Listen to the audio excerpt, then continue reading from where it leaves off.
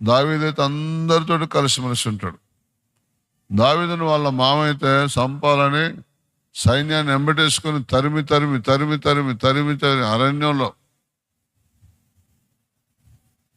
దావీదుకు మళ్ళీ మామ మీద కోపం లేదు. దావీదు దినదినం వర్ధిల్లుచుండెను, సౌలు దినదినం క్షీణించుచుండెను రాస్తున్నది. నీ గుణాన్ని బట్టి నువ్వు క్షీణించిపోతావు. నీ గుణాన్ని బట్టి నువ్వు వర్ధిల్లుతావు.